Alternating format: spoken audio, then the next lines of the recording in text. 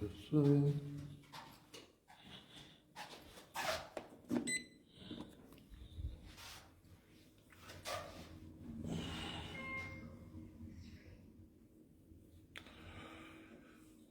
bonjour.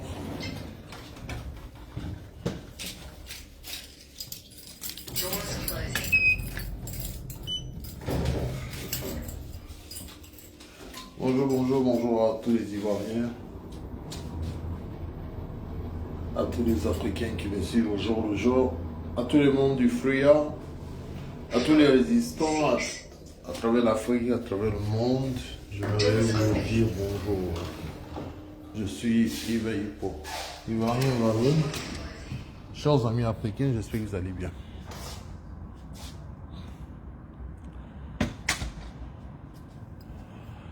Alors, chers amis, on a écouté un live TikTok où certains individus se sont mis à insulter le président Laurent Gbagbo. On entend un certain nombre de critiques depuis un certain moment venant des pro-Ouattara, du RHDP. En général, ce sont des moqueries. On entend des critiques venant du COJEP concernant le président Laurent Gbagbo. En général, ce sont des médisances. On entend des critiques ça et là. Au début, ça ne nous a pas intéressés parce qu'on s'est dit que c'est de bonne guerre des gens qui ont toujours été jaloux de nous, qui ont toujours été haineux, qui ont toujours été dans les basses réflexions. Bon, c'est normal que ces individus-là disent des méchancetés à l'endroit du président Laurent Gbagbo. Mais que des pro-Gbagbo eux-mêmes, déçus, désemparés,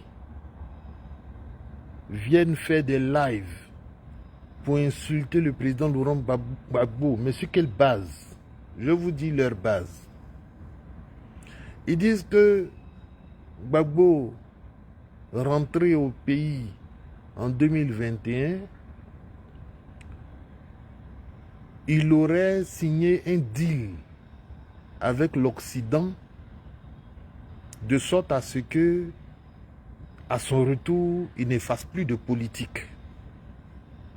Donc, les discours qu'il a tenus à la place Figayo, à Mossou, etc., etc., les discours qu'il tenait où il disait qu'il n'y aura pas de quatrième mandat, que s'ils veulent qu'on se batte, on va se battre. Et que lorsqu'il faisait le troisième mandat, nous n'étions pas présents. Moi, Gbagbo, je n'étais pas présent. Et que maintenant, je suis présent.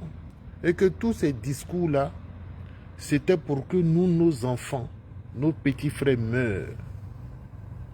Et maintenant que nos petits frères et nos enfants sont morts, lui, il se retire de la scène politique. Voilà l'analyse qu'ils ont servi sur les réseaux sociaux. Et c'est cette analyse qui fait actuellement le bonheur du COJEP, de Charles Blé Goudé, de tous ses suiveurs. C'est cette analyse-là qui fait le bonheur du RHDP et de ces pro-Gbagbo faibles d'esprit. Je voudrais vous dire quelque chose. Quand Gbagbo Laurent dit on va se battre, quand Laurent Gbagbo dit je n'étais pas là, je suis rentré, quand Laurent Gbagbo dit il n'y aura pas de troisième mandat, nous qui connaissons Laurent Gbagbo, son combat qu'il a mené depuis qu'il est jeune, nous savons de quoi il s'agit. Il s'agit de mener un combat dans les règles de l'art, dans les règles de la démocratie, utiliser nos droits régaliens. C'est de ça qu'il s'agit. Marcher, protester. Mais à ce combat-là, on a gagné. À ce combat-là, on a battu Ouattara. En 2025, Laurent Gbagbo a gagné ce combat. Peut-être que vous ne voyez pas cette victoire, mais moi je l'aperçois, je la vois. Laurent Gbagbo a bel et bien gagné ce combat. Les pro-Gbagbo qui sont sortis et qui ont dit merde à Ouattara ont gagné ce combat. Le combat de la dénonciation. Le combat de... j'ai failli dire l'illégitimité d'Alassane Ouattara au pouvoir. On a gagné ce combat-là. Mais peut-être que certains s'attendaient à ce qu'on arrache le pouvoir des mains de Ouattara, qu'on l'empêche d'être là où il est. Oui, mais on peut le faire. On aurait pu le faire s'il n'avait pas commencé à tuer les Ivoiriens. Laurent Gbagbo ne va pas poursuivre un combat où on tue les Ivoiriens. Ah non! Ça ne cadre pas avec la politique de Laurent Gbagbo. Même quand lui-même était au pouvoir et qu'il avait toute l'armée de Côte d'Ivoire et qu'il avait la possibilité d'avoir des contrats avec des chefs d'État pour qu'on vienne tirer sur nos frères qui sont devenus rebelles, il a dit non. On va discuter. On va discuter. Donc c'est ça l'école politique de Laurent Gbagbo. Si on dit on veut protester contre le 4e mandat et que le gars sort les armes, tu veux qu'on fasse quoi, madame? Vous qui êtes allé parler là-bas, sur les lives là-bas, en train de tromper les gens. Vous voulez qu'on fasse quoi? Vous voulez qu'on continue de faire sortir les gens jusqu'à ce que 1 million de personnes meurent et qu'on se retrouve dans une situation de Rwanda? On ne peut pas faire ça. Ça, c'est le travail du RDR. Le RDR est prêt à tuer le maximum de personnes juste pour pouvoir s'asseoir au pouvoir. On n'a pas la même philosophie de la politique. On n'a pas la même philosophie. C'est comme si vous rencontrez un gars dans la rue. Vous vous chamaillez et puis il dit il va vous tabasser. Vous dites viens, tu vas me tabasser. Si tu es garçon, viens, tu vas me tabasser. Je suis là. Et en lieu et place de venir te tabasser, il sort un revolver. Mais quand il sort un revolver là, tu ne dis plus encore viens me tabasser. Tu dis mon frère, pardon, tu as gagné. C'est comme ça. Si tu peux prendre la fuite, prends la fuite, mon frère. Si tu peux prendre tes jambes à ton cou, prends tes jambes à ton cou. Gagne en temps, protège ta vie.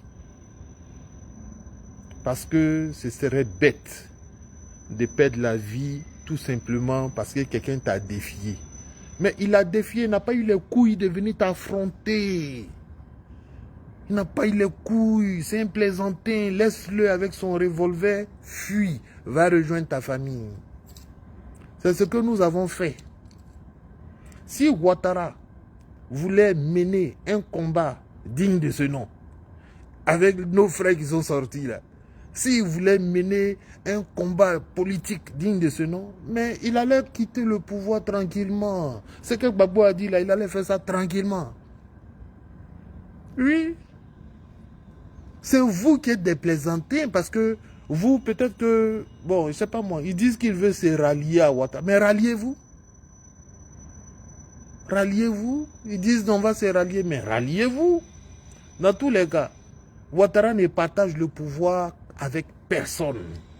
Vous allez aller vous rallier, vous serez fatigué, il arrivera un moment où vous allez revenir à la résistance. Nous maintenons la résistance contre Ouattara. Nous maintenons le combat contre le 4e mandat à notre façon. Parce qu'on ne voit pas les choses de la même façon. Chers amis, il y en a qui veulent être député, il y en a qui veulent être maire, il y en a qui veulent se rallier, il y en a qui veulent insulter Gbagbo. Bon, chacun a sa façon de voir le combat.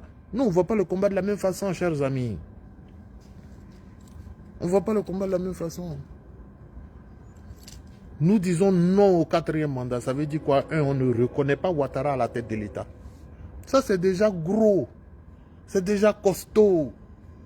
Voilà. Tu sais, ça fait mal. Quand tu es ivoirien et puis tu dis celui qui est à la tête de l'État, je ne le reconnais pas comme président. Ça fait déjà mal. Moi, ça me ferait mal. En tout cas, si je suis président de la République et il y a des Ivoiriens qui ne me reconnaissent pas, ça me fait mal. Ça me fait mal. Parce que même en France, là, beaucoup de gens n'aiment pas Emmanuel Macron. Quand il y a des manifestations, ils sortent, ils protestent. Mais ils reconnaissent que Macron est leur président. Tu vois, il y a beaucoup de gens qui n'aiment pas Donald Trump aux États-Unis, qui l'insultent publiquement, qui le traitent d'imbécile. Mais ils reconnaissent que Donald Trump est leur président. Est-ce que tu vois? Pourquoi? Parce qu'il s'est installé dans les règles de l'art. Il est président de la République élu par la majorité. Alassane Ouattara n'est pas président élu par la majorité. C'est un imposteur. Il n'est pas reconnu. Donc nous, on continue ce combat-là. Où on peut aller parler, on ira parler. Où on peut envoyer ce combat-là, on va envoyer ce combat là-bas. Donc ceux qui viennent dire la victime, la personne la plus facile à attaquer, c'est Laurent Gbagbo. Attaquez-le. La personne la plus facile à trahir aujourd'hui, c'est Laurent Gbagbo. Trahissez-le. Trahissez Laurent Gbagbo. Ce n'est pas notre problème. Vous savez pourquoi aujourd'hui, moi, je sais que ce n'est pas mon problème. Je vais vous rappeler. Frère, Laurent Gbagbo a pris le pouvoir en 2000. En 2000. Il était l'homme fort. Nous sommes en octobre 2000. Laurent Gbagbo est l'homme fort du pays.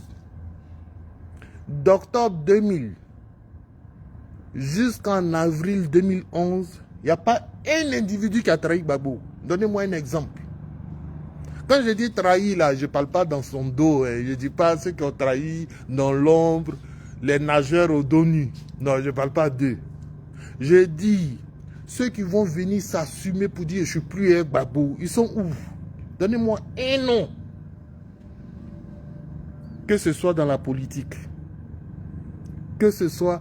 Peut-être c'est le PDCI seul qui a dit nous on n'est pas un Gbagbo. Mais le PDCI n'a jamais été nos alliés anyway. Donc je ne les compte pas dedans. J'ai dit ceux qui étaient dans le gouvernement de Gbagbo, que ce soit Mamadou Koulibaly, avec toutes les contradictions qu'il avait, Gbagbo n'est pas parti. Il est resté là jusqu'on a fait campagne. Charles Blé Goudé.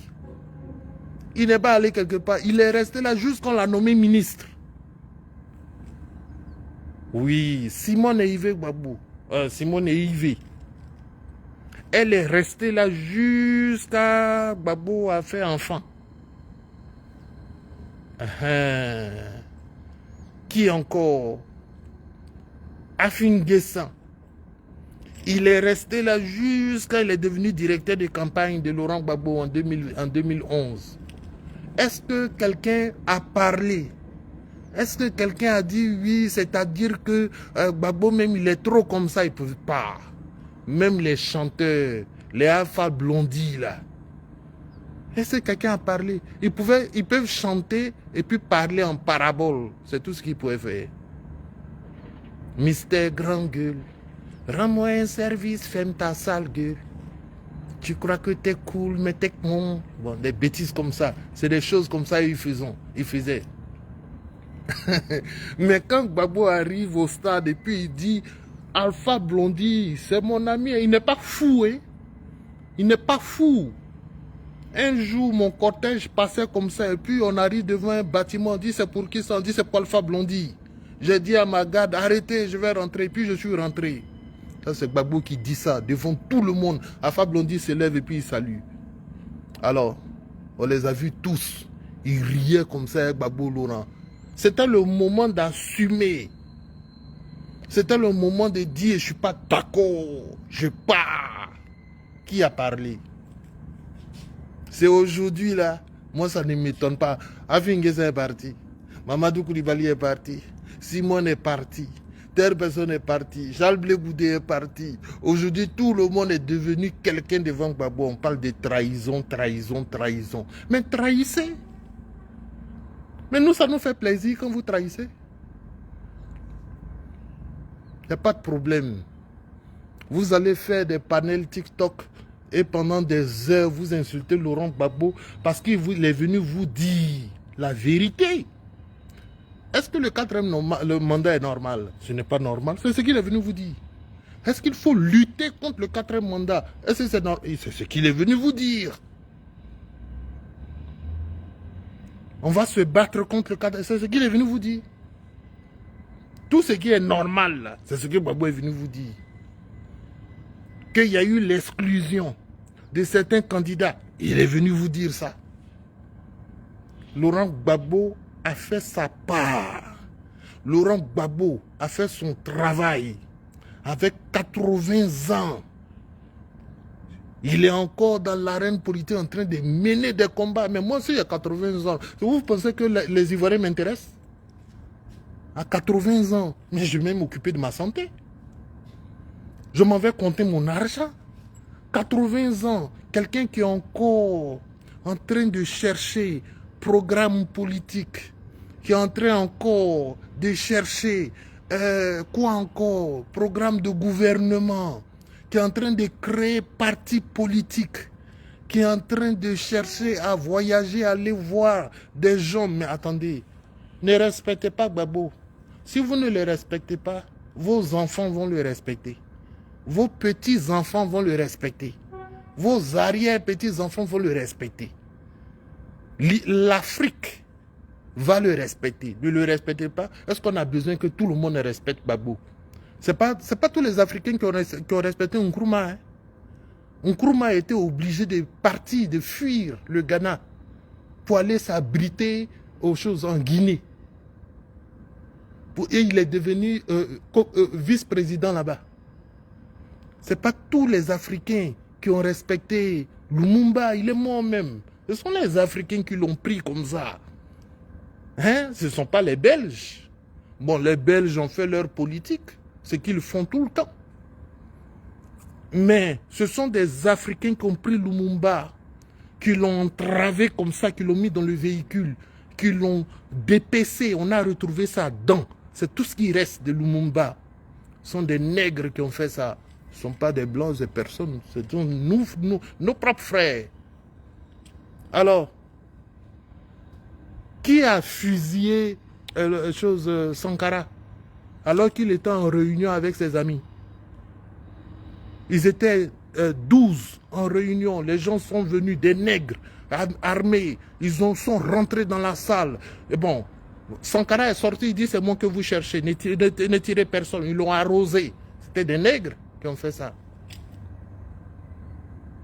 Alors, même aux États-Unis, Marcus Garvey, qui s'est battu pour ses frères, qui a tout fait pour les nègres, mais il s'est retrouvé en exil en Angleterre. Parce que les nègres ont fabriqué des choses, des histoires pour dire oui, il a détourné l'argent, on a mis notre argent dans son business, il a détourné cet argent. Et tout ça c'est monté par la CIA. Attention. Donc, Laurent Gbagbo a réussi à passer au travers des mailles de ces gens-là. Oui, Laurent Gbagbo ne s'est pas fait fusiller comme Sankara. Et il a fait toute sa stratégie pour éviter ça. Certaines personnes voulaient qu'il fasse des erreurs. Il n'a pas fait ces erreurs-là. Aujourd'hui, il est vivant. Oui, pourtant c'est à peu près le même combat qu'il a mené.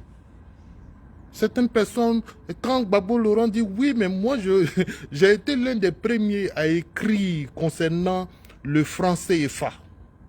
Mais quand on est arrivé au pouvoir, il y a une façon de faire. Voilà. Parce qu'il sait qu'Olympio a été tué à cause de cette histoire de franc CFA. Donc il y a des façons de faire.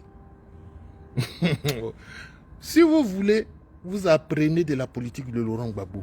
Si vous voulez, vous apprenez de la démarche du président Laurent Gbagbo. Si vous voulez, vous apprenez du combat du président Laurent Gbagbo. Mais si vous voulez aussi, faites comme les nègres qui ont vendu leurs frères. Faites-le. Mais tout le monde n'était pas pour Mandela. Tout le monde n'était pas pour Mandela. Mandela s'est battu, il a tout donné, il a fait 27 ans en prison.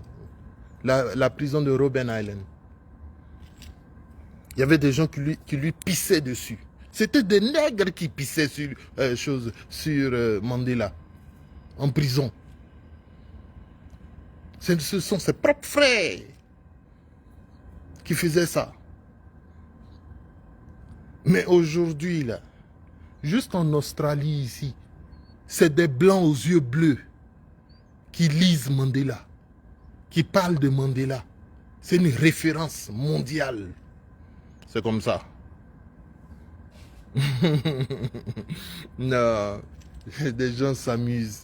Des gens, ils plaisantent avec le président Laurent Gbagbo. Ce qu'il a fait là, c'est ce qui est correct. Oui, c'est ce qui est correct que le président Laurent Gbagbo a fait. Alassane Ouattara est un tueur. C'est un criminel.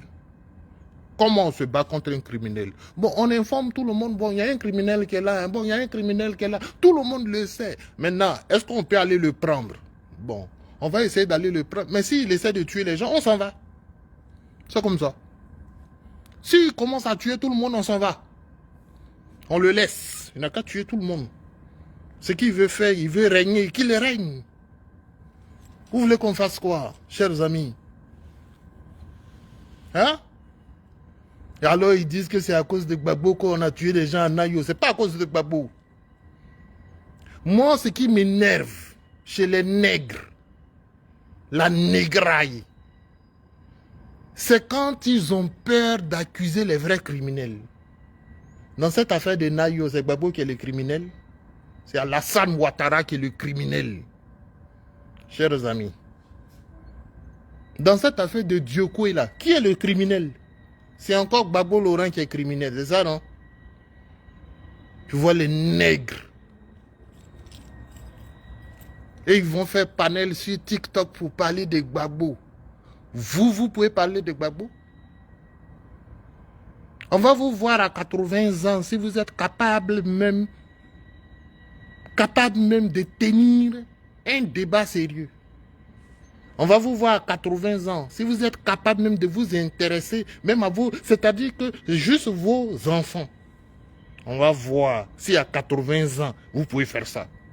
À 80 ans, Gbagbo est président des partis politiques. Et puis il fait meeting, et puis il fait campagne. Oh, si tu ne respectes pas Laurent Gbagbo, c'est que tu es un plaisantin. Moi, je vois beaucoup de plaisantins dans tous les cas de nos jours. Des gens qui ne sont pas informés sur l'histoire de leur Afrique, de leur continent. Moi, je possède l'histoire de mon continent. En tout cas, ça m'intéresse. Même s'il y a des pans de l'histoire qui peuvent m'échapper, c'est vrai. Mais en tout cas, l'histoire des résistances des nègres, là, je connais. Je sais comment les nègres ont résisté contre le colonialisme. Je sais comment ils ont résisté contre l'esclavagisme. Le Ku Klux Klan, contre tous les mouvements de résistance, ça m'intéresse. Donc je peux passer des heures, des nuits blanches à voir comment nos frères se sont battus. Je sais comment ça s'est passé à Haïti, pour que nos frères puissent sortir des plantations et se libérer. C'est que Gbagbo Laurent a fait à Abidjan, en Côte d'Ivoire, juste pour que simplement on ait la démocratie, pour qu'on ait le multiparti, parce qu'il y avait des individus en Côte d'Ivoire qui espéraient que Oufouette et le PDCI restent le seul parti du pays. Gbagbo dit non. Oh, si tu ne connais pas Gbagson, c'est que tu es un plaisantin. C'est comme ça.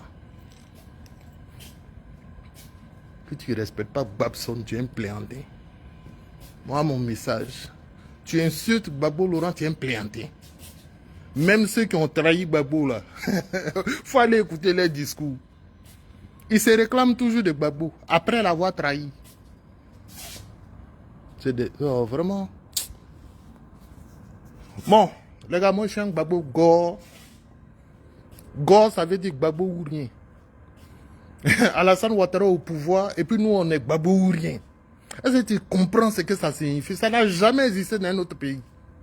C'est en Côte d'Ivoire seulement, Alassane Ouattara est président, et puis nous, on est Gbagbo ou rien. Tu dis quoi?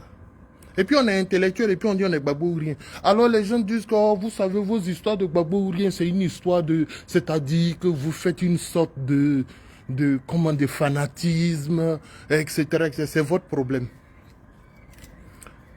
Trouvez tous les mots pour nous. On est suiveur, on est fanatique, on est chien. Ouattara nous appelle des chiens maintenant. Tout ça là, c'est votre problème. Le monsieur a fait ce qu'il pouvait faire pour sortir la Côte d'Ivoire de là où on est, dans la dictature pure, dans la tyrannie, dans un régime hitlérien.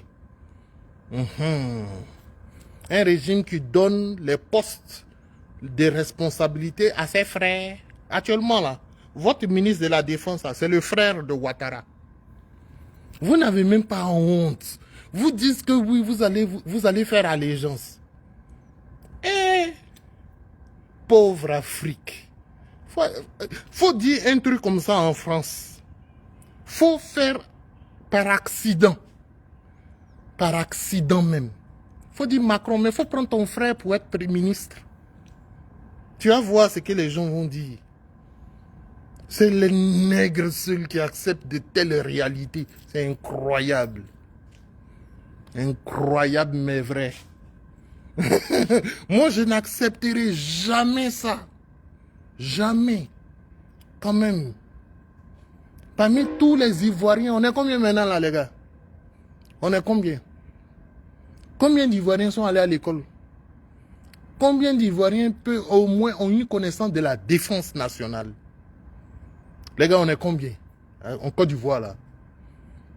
Population de la Côte d'Ivoire, c'est combien? Et puis, 2 frères sont là au pouvoir. Et puis, vous êtes là, oui, on va faire allégeance. Allégeance à qui? Vous êtes combien en prison? Vous êtes combien en prison? Chers amis, partagez mon live pour que certaines personnes comprennent certaines réalités. Parce qu'ils dorment. Partagez au maximum le live. Faites des petites coupures, 5 minutes, 6 minutes. S'il y a des parties de la vidéo qui vous ont plu, coupez, mettez quelque part. Ils vont écouter un peu. Vous êtes combien en prison? Et puis ils sont là au pouvoir. Oh, vraiment. C'est sûr que Gbagbo, vous êtes arrivé. Que Gbagbo. Et puis, elle l'a insulté. J'ai voulu vous montrer la vidéo, mais pour le respect du président Laurent Gbagbo, je ne peux pas montrer cette vidéo-là. Il y a une dame qui est là-bas. Et c'est partagé sur les pages du COGEP. Elle dit que Gbagbo est... Oh, je ne peux même pas utiliser les mots qu'elle utilise pour insulter le président. Toi, comme ça, tu vas insulter le président Laurent Gbagbo?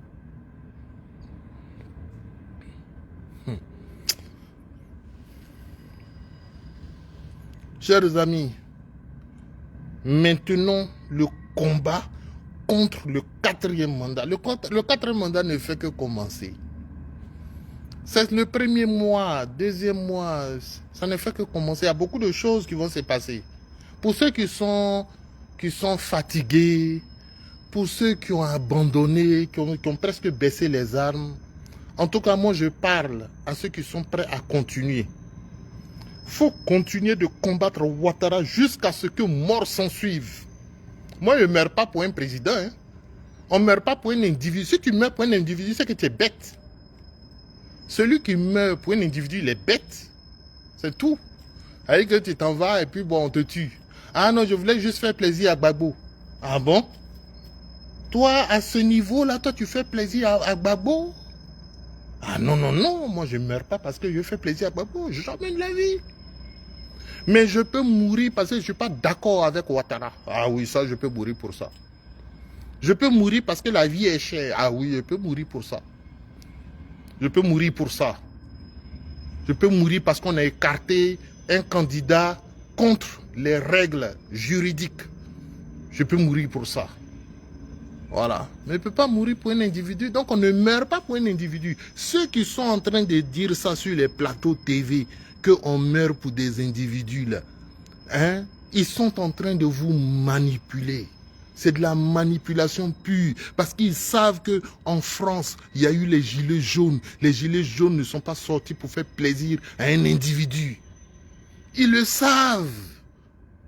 Aux États-Unis, les choses, les gens, Black Lives Matter, ils ne sont pas sortis parce que oui, on doit faire plaisir à un noir. Non. Les gens ont des idéologies, les gens ont des pensées, les gens croient en un idéal et ils se battent pour cet idéal. Il y a des femmes qui sortent parce qu'elles sont féministes. Elles croient au féminisme. Elles sortent, elles se battent, elles sont tabassées par la police. Mais c'est chez nous en Côte d'Ivoire seulement, on dit quand ils sortent, c'est pour un individu. C'est pour Gbagbo. Ah, vous avez envoyé les gens dans les rues. Ah, vous avez envoyé les gens, maintenant ils sont morts. Ce sont des petites analyses de petites gens. C'est tout ce que je peux conclure. Voilà, ce sont des petites analyses de petites gens. C'est tout, chers amis. N'est-ce pas? C'est tout. Ne vous mélangez pas aux gens qui ont des petites analyses comme ça. Ah oui, moi actuellement je suis fatigué. Hein. Moi je ne vais pas sortir pour un individu. Puis on les met. Ah donc dans tout politique que nous on fait là, toi tu sors pour un individu. Donc quand nous on est en train de dire que ce n'est pas normal, que selon l'article 55, l'article 183 qui parle de la continuité législative, Alassane Ouattara le sait, Cissé Bakongo le sait, Sansan Kambiré le sait, bon, nous on parle de certaines choses, c'est sérieux. Qui vient parler d'un individu? Allez, quitte ici. Tu n'es pas au niveau du débat. Nous, on est sérieux ici. C'est comme ça. Chassez-les rapidement. On est sérieux. Je vous aime infiniment. Portez-vous bien. Que Dieu vous bénisse. Partage la vidéo et puis abonne-toi.